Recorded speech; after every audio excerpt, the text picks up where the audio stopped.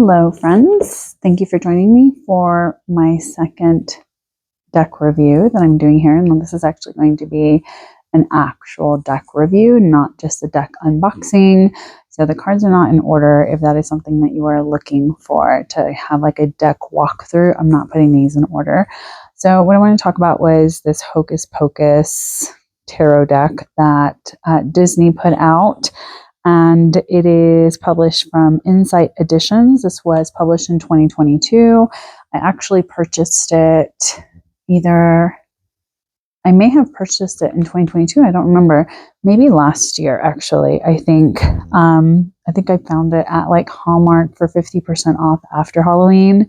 And I was like, you know what? Why not? Little touch of whimsy, basically.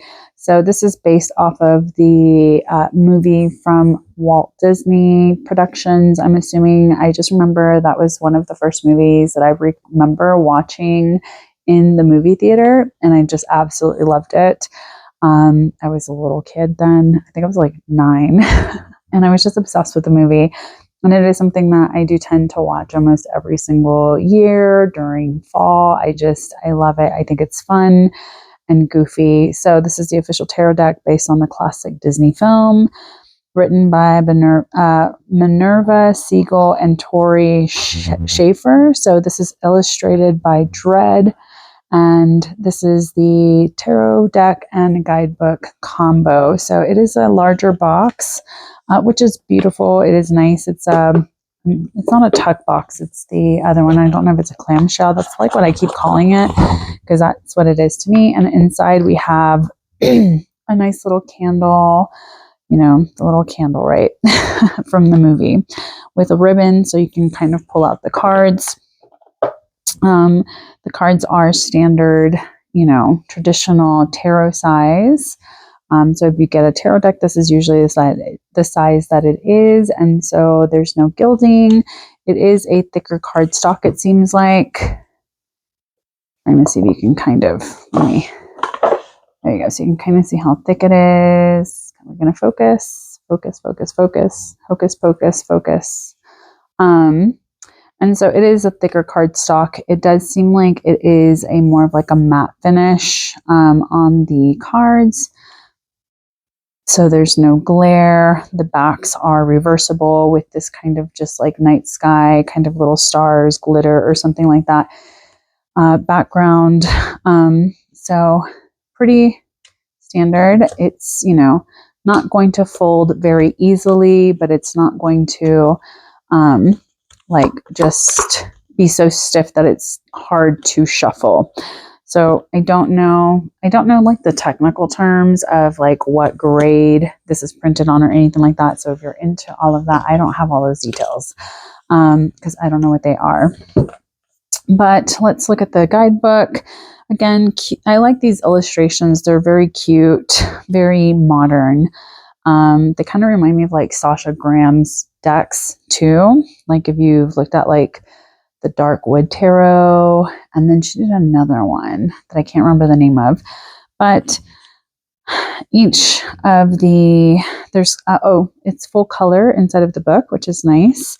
There's some cute little, how to connect to the deck. Sorry if you hear my dog snoring. She is having a good time right now. So there isn't like spreads or anything added to the deck at the front, at least. I think that maybe towards the back there may be something, like tarot readings. Yeah. So instead of it being at the front of the deck, it's towards the back where we have this information where it tells you how to take care of your deck and some different spreads that they've kind of created for the deck. So there is a lot of information, even with the minor arcana, which is nice because there's reverse interpretations and then also upright. So I think that's very nice to have that, especially if you're just starting off. And I do like that some of the card names have been kind of shifted. Instead of this being a death card, it's transformation, and it has beaks being changed into a cat, right? We have strength. So it is it's cute. It's a very cute deck. If you like Halloween, if you like Hocus Pocus, I think it's a fun addition. Now, do I read with it all of the time? Not really, but I just think it's fun. It's great for Halloween. And I think it'll be fun to kind of utilize for that. So here's some of the cards. I think I'll just like show you all of the cards. So because it's so thick, I do tend to struggle to shuffle this enough. And again, it's still very new. I've only had it for about 6 or 7 months, and I haven't really used it very often. So it's not a deck that I'm constantly reaching for, and I haven't really gotten too much of a feel for how I want to use this deck. I think I'm going to try to use it a lot this Halloween season with clients and see how that does. But I think the artwork is fun. It, is a modern kind of take on a Disney classic. Really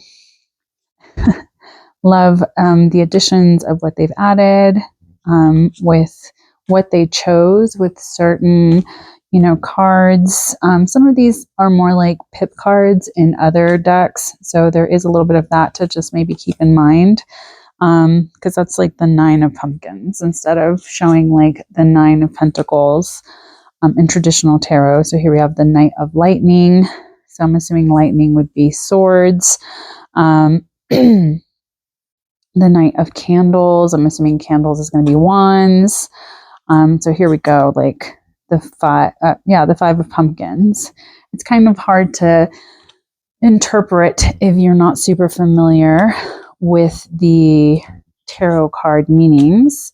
Maybe you would feel like you have to kind of lean on the book. So I like this, the Chariot, and she's on her vacuum. So I think that the minor cards are going to be more like pip cards in the sense of, or even a Marseille, the tarot style that's like that, the Marseille style, blah, blah, blah, blah. And so there's some fun little references to the movie. If you're familiar with the movie, it can kind of help you connect to some of these energies. But again, with it having kind of a pip style for the cards, for the minor cards, that may be a little bit challenging for those that aren't super familiar with tarot or how to read tarot. So that's funny. Ace of Pumpkins. So we're seeing a little bit of these patterns kind of throughout. Dead man's toes. That's funny. Just to kind of show you. So again, like I said, I'm not super active with this deck, but I do, want to become a little bit more familiar with it. So to me, I think that there's a lot of potential to use this, especially during Halloween season, to kind of connect to those fall vibes. I love the green. It looks fun and spooky. And since they are kind of seen as villains, the witches, the Sanderson sisters, I think that's why they kind of went with the green with the kind of like dark edging, which I think it may be black, but it almost has like a blue tint to it. So I don't know if it's just like a really dark navy or really dark purple, kind of showing those like Disney villain colors. So we're seeing all these different things, but I think some of these minor cards have a little bit more of like fun imagery added to them. But again, it's still kind of like a pip style. So, but sorry if you can hear my neighbor's kids crying and playing outside. It is that time of year where people are going to start spending more time outdoors. So there's always going to be a little bit more of noisiness, but I just think that artwork is so fun. I really wish they would have carried some of this artwork and interpretations for all of the minors as well, to kind of include the minor arcana with some of it. But I know that that is also a huge undertaking, besides just trying to make sure that they get it right. But that is the deck. I think it's fun. I'm not really big into character or themed decks in the sense of I see a lot of them that have been like rushed and just kind of put out. I prefer to have decks that have a little bit more substance in the sense of those that feel very intentional.